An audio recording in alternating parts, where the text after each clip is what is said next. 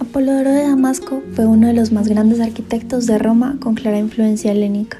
Sirvió al emperador Trajano diseñando y realizando monumentales obras como el puente de Trajano sobre el río Danubio, los mercados de Quirinal en Roma, las termas de Trajano y el magnífico foro de Trajano.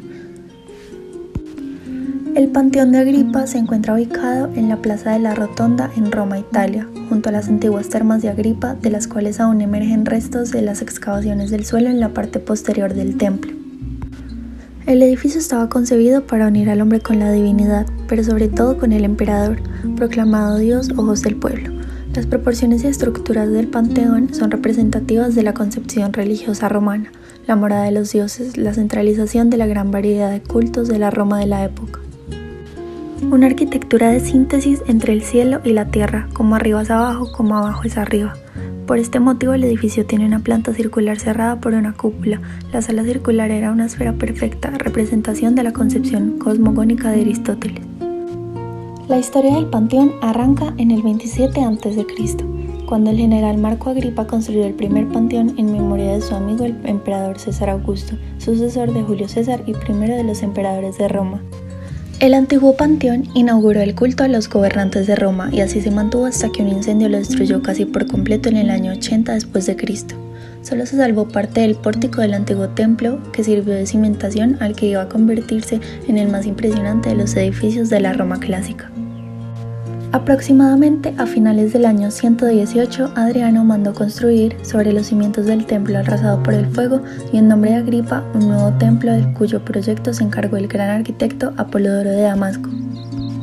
Se cambió la orientación con respecto al panteón precedente, ya que se decidió poner la fachada principal hacia el norte.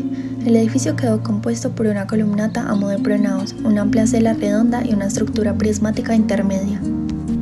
El pronaos octástilo, con 8 columnas en la fachada y con 4 columnas en los laterales, mide 34.2 por 15.6 metros y se encuentra 1.3 metros sobre el nivel de la plaza, de modo que se accede subiendo 5 escalones. En la actualidad, la cubierta a 2 aguas está soportada por cerchas de madera, apoyada sobre una estructura muraria que se apoya por medio de arcos en las columnas. Una de las técnicas desarrolladas por los arquitectos e ingenieros romanos fue la porta del pórtico del Panteón de Agripa.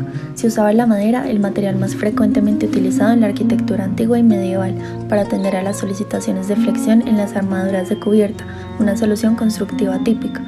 No obstante, consistió en el empleo de cerchas metálicas confeccionadas a base de tablas o perfiles de bronce ensamblados mediante remaches o roblones. Mucho se ha escrito sobre el panteón, pero la información en torno a la armadura desaparecida del pórtico es un tanto confusa.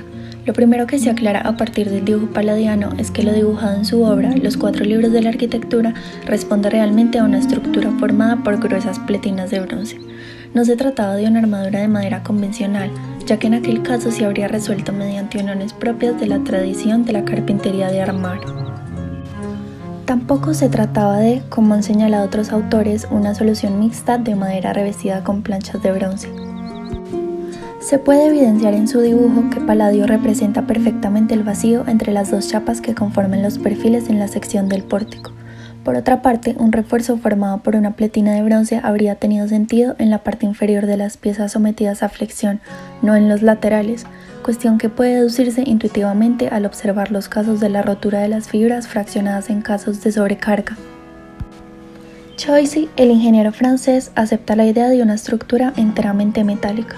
Sin embargo, considera que se trataba de piezas en U invertidas ejecutadas con 3 piezas de bronce enlazadas con pasadores de bronce. 3, de modo que las caras verticales integrarían la parte resistente y la del fondo evitaría principalmente el pandeo lateral. Estas tienen que ver con la forma específica de los elementos de esta armadura. La cobertura de bronce con perfiles en forma de U se mandó a fundir para que fuera empleado en el baldaquino de San Pedro. El cuerpo intermedio que conecta el pronaos con la cela está construido en ópera latericia, técnica constructiva de la antigua Roma en la que una mampostería de un ladrillo grueso se usa para revestir un núcleo de ladrillos. Las hojas de ladrillo se trabajan con el núcleo de cemento por la forma de disponer las piezas triangulares en que se cortaban los ladrillos, con uno de los ángulos hacia el interior del muro. El núcleo era el elemento resistente, mientras que el ladrillo era prácticamente un revestimiento. El cuerpo consta de dos grandes machones adosados a la cela. Los machones flanquean el paso de acceso a la rotonda, que es la prolongación de la nave central del pronaos. Por otra parte, entre los machones y la cela queda un espacio residual en el que se ubican dos escaleras y acceso a la parte superior de la cúpula. Al exterior, la estructura tiene la misma altura del cilindro de la rotonda. Esta debía tener un revestimiento en estuco y mortero, hoy desaparecido. Sobre este cuerpo existe un segundo frontón de ladrillo de una altura mayor que la del pórtico de entrada y que se preveía que se viera solo desde gran distancia. Las líneas de cornisa que recorren del exterior de la rotonda marcando los pisos continúan en este cuerpo sin solución de continuidad. La inserción de una amplia sala redonda adosada al pórtico de un templo clásico es una innovación en la arquitectura romana. El modelo de espacio circular cubierto por una bóveda ya había sido usado en las grandes salas termales, pero era una novedad para un templo. El espacio interno de la rotonda está construido por un cilindro cubierto por una semiesfera. El cilindro tiene una altura igual al radio, por lo que se puede inscribir una esfera completa en el espacio interior. El diámetro de la cúpula es de 43.44 metros, esto la convierte en la más grande de la historia. El espesor del muro cilíndrico es de 6 metros y está sostenido por un anillo de cimentación de 7.3 metros de espesor. Este muro encierra un festonado de bóvedas y arcos de ladrillo que trasladan el peso del hormigón a los puntos de mayor resistencia. En un nivel más alto, desde el entablamiento hasta la imposta de la bóveda, hay una fila de ventanas. Estas ventanas, que abren a una galería superior, coinciden en vertical con los nichos y los edículos.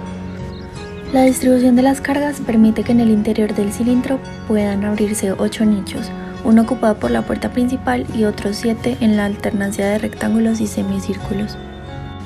Para aligerar su peso y asegurar su ejecución, se hizo recaer todo el peso sobre 6 gruesos pilares que se ocultan dentro del muro cilíndrico.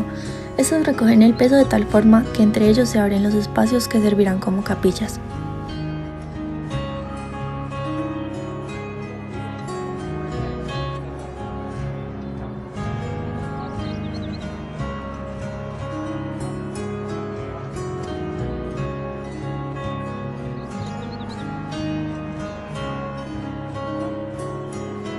Se utilizaron materiales muy ligeros para su ejecución. Las 3 líneas de imposta visibles por el exterior del cilindro delimitan los 3 sectores superpuestos que constituyen el verdadero muro. En ellos los materiales de relleno van aligerando de abajo hacia arriba.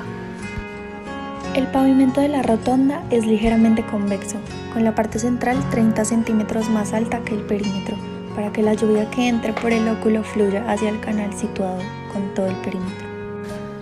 Hace 2500 años, los romanos inventaron el hormigón, provocando una revolución. El hormigón permitió a los ingenieros experimentar con ideas, pesos y formas, y tras generaciones de experimentos, la estructura más difícil de todas, la cúpula. La forma de transferir la carga en la parte superior es con arcos. Las fuerzas estructurales son equivalentes y opuestas. Las fuerzas en la parte superior de la cúpula son compresivas, es decir, que presionan hacia adentro. La cúpula no se derrumba debido a que los romanos integraron en ella un anillo de compresión. Se trata de una superficie de 360 grados que recibe el empuje de las fuerzas de compresión. El resultado es que la cúpula se soporta a sí misma. La bóveda interior es esférica y está decorada con casetones que van disminuyendo su tamaño a medida que se acercan al centro de la misma. En el cúspide de la cúpula se abre un óculo central de 9 metros de diámetro que ilumina el recinto conjuntamente con unos pequeños vanos abiertos en el anillo que sirve como base a la misma. El Panteón de Agripa se caracteriza por ser una de las mejores muestras de la corpulencia de la arquitectura italiana y del poderío de la Roma imperial. Cada aspecto en su arquitectura, su construcción, su conservación de 1900 años y todos sus elementos simbólicos hacen que sea inspiración para otros artistas. Es un magnífico edificio y se convierte en un referente fundamental.